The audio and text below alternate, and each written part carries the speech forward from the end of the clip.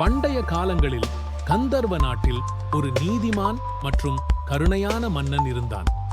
அவர் பெயர் வீரசேகரன். அவர் மக்களால் மிகவும் நேசிக்கப்படும் ஒரு மன்னன். இளமையிலிருந்தே வீரசேகரன் யுத்த களத்தில் வெற்றி பெற்றவர் மற்றும் தனது நாட்டின் மக்களை பாதுகாப்பதில் வீரராக விளங்கினார்.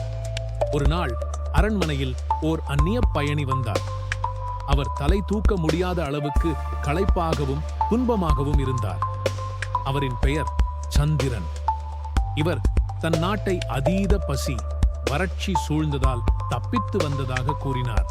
ராஜா அவரை தன் அரண்மனையில் சிறப்பாக அழைத்தார். வீரசேகரனின் தீர்மானம்.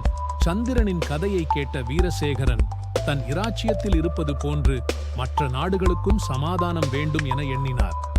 அதற்காக அவர் தனது ராஜ்ய சபையில் அனைத்து அமைச்சர்களையும் கூட்டினார். அவர் பேசினார்.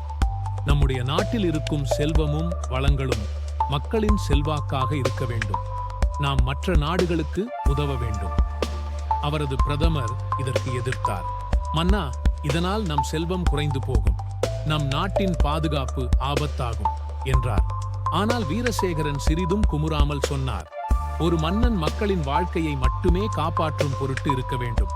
செல்வம் போனாலும் அது மீண்டும் வரலாம், ஆனால் மனித உயிர்களை மீட்டெடுக்க முடியாது. சந்திரனின் மாறுபட்ட முகம். வீரசேகரன் தன் இராச்சியத்தின் உச்சத்தை தொட்டு இருந்தபோது சந்திரன் ஒரு நாள் தன் உண்மையான நோக்கத்தை வெளிப்படுத்தினார்.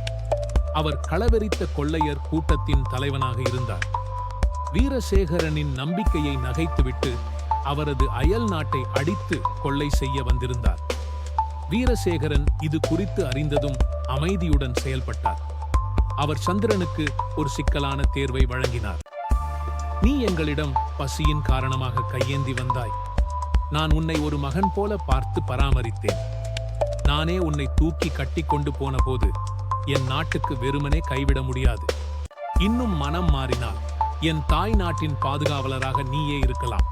இல்லையென்றால் எதிர்ப்பு கொடு. அழகான முடிவு. வீரசேகரனின் இதயத்தில் இருந்த பரிபூரண கருணை சந்திரனை மாற்றிவிட்டது. தனது தவறுகளுக்காக அவர் மன்னிப்பும் அந்த நாட்டின் பாதுகாவலராகவும் மாறினார். வீரசேகரன் தனது அயல் நாட்டுகளுக்கும் நன்னடத்தையின் மூலம் உதவி செய்தார். மேலும் அவர் ஒரு நியாயமான தலைவராக அறியப்பட்டார். இது வெறும் வீரசேகரனின் வெற்றி அல்ல, மனித நேயத்தின் வெற்றியாகவும் மாறியது.